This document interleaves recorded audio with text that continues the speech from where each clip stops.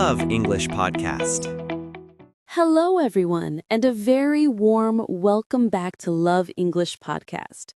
I'm Emma. And I'm Leo. Hello, everyone. It's great to be here. Emma, I've been trying to follow your advice from our last conversation. I have stopped trying to memorize long word lists. I am trying to be a word traveler, not a word tourist. That is a wonderful mindset shift, Leo. I'm so happy to hear that. How has it been going for you? It's been interesting. I was reading a simple story for beginners, and I found the word bright. I didn't know it. The story said the sun was very bright. From the sentence, I guess that it meant shining with a lot of light. I checked the dictionary, and I was right. I was very proud. That is the perfect process. You use the context to guess the meaning. So, what was the problem? The problem came the next day. I was listening to another podcast, and the speaker was talking about her sister. She said, "My sister is a very bright student." And my brain just stopped. I was so confused. A bright student? A student that is shining with light? Is she a ghost? Is she an angel? I couldn't understand the meaning at all, even though I knew the word. Leo, you have just discovered with a perfect example the true power of context. You didn't just learn one word, you learned one aspect of that word. You learned one meaning. The context you learned it in was about the sun, but bright has other meanings that are only revealed in other contexts. So context doesn't just help me learn a word, it helps me learn all the different personalities of a word.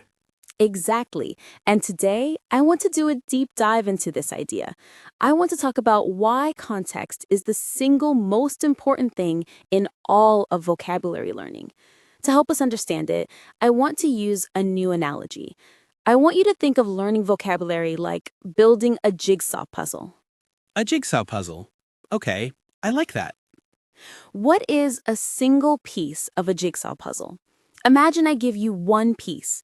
It's blue, and it has a straight edge. What do you know from this one piece?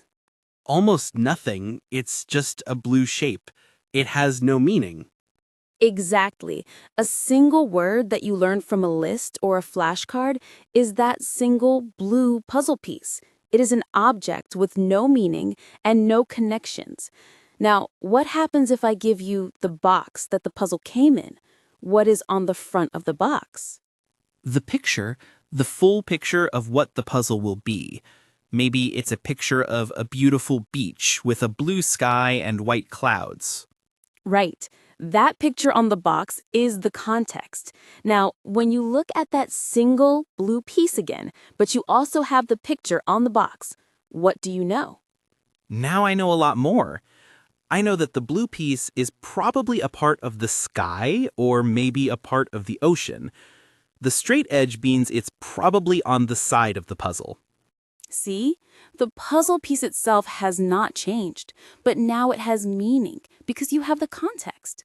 The context tells you where the piece fits and what its purpose is. It's the same with the word bright.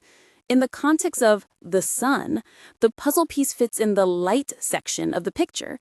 In the context of a student, it fits in the intelligence section of the picture. Wow, so I should never look at a single puzzle piece. I should always look at the picture on the box. That is the first superpower of context. It provides true meaning. Let's do a quick test. I will give you 3 sentences with the word run. I want you to tell me what run means in each sentence, based only on the context. Sentence 1. I like to run in the park every morning. Okay, in that sentence, the context is park and morning. So run is a verb, and it means a form of exercise, moving fast with your legs. Perfect. You didn't need a dictionary. You just used the other puzzle pieces. Sentence 2. My computer is old, so it is starting to run very slowly. In that sentence, the context is computer and slowly.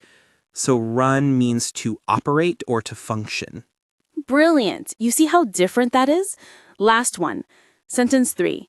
The little boy has a cold and his nose is running. The context here is cold and nose. So running means that liquid is flowing from his nose. That is a very strange use of the word, but the context makes it clear. You see, you just understood 3 completely different meanings of one word perfectly and instantly. You did not use a dictionary, you used the superpower of context. This is the first reason why you must stop learning from lists. Now for the second superpower. I'm ready. The second superpower of context is memory. Why do we remember stories better than we remember lists of facts? Because a story creates a picture in our minds. It has characters and actions and maybe feelings. Exactly. It has an emotional connection. Our brains are designed to remember stories, not data. Context turns a boring piece of data, a single word, into a mini story. Let me ask you this. Which of these is easier to remember? Option A, devastated equals very, very sad. Or option B, after the old man's dog of 15 years passed away, he was devastated. Option B, of course. It's not even a competition. I can feel that sentence. I have a picture in my mind of the old man and his dog. The word devastated is now connected to that sad picture and that feeling. The word now has an emotional hook. The story, the context, is the hook that you hang the word on in your brain. A word without a context has no hook. It's smooth and it just slips out of your memory. So context gives you meaning and it gives you a memory hook. This is so clear. What is the third superpower? The third superpower is that context teaches you how to use the word correctly. It teaches you grammar and natural sentence structure. It teaches you the word friends or collocations. Word friends. I like that term better than collocations. Let's take the word promise. If you learn it from a list, you just know promise. But if you learn it in context, you will see sentences like, he made a promise to his mother. Or, it is important to keep your promises. Or, she was sad because he broke his promise. So you don't just do a promise. You make it, you keep it, or you break it. Exactly. These verb-noun partnerships are the secret to sounding natural. A textbook can't teach you this feeling.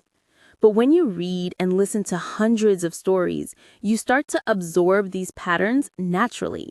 You learn that you spend money on something, but you spend time doing something. The context teaches you these small but essential grammar rules automatically. So context is everything. It gives me the meaning, the memory, and the grammar. I am 100% convinced. I will never use a word list again. So how do I apply this every day? What is the practical system? It's the word gardener or word traveler method we have discussed. It has 4 clear steps. Step 1 is encounter and context.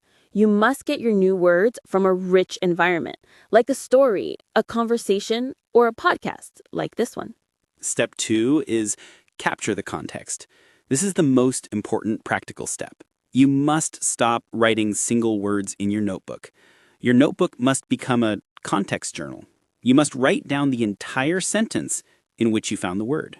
So for my bright example, I should have written, the sun was very bright, and also, my sister is a very bright student. Yes, now you have a record of the different puzzle pieces for that one piece. Step 3 is investigate the context. This is where you become a detective. You guess the meaning from the sentence first, then you use a dictionary to confirm, but more importantly, to find more example sentences. You are gathering more and more context. And step 4, the final step, is create your own context. This is where I make the word part of my own story. It is. You must write your own sentences using the new word about your own life, feelings, and experiences. Let's try it now. Let's take the word exhausted. Can you create a new personal sentence for that word?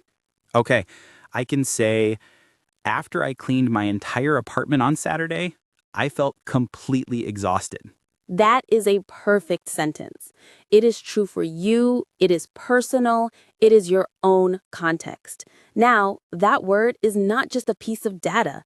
It is connected to the memory of you cleaning your apartment. It has deep roots in your brain. This is a complete system that makes so much sense. I understand now that learning a word is not a one-step action. It's a four-step process of discovery and connection. It is. And it is a process of quality over quantity.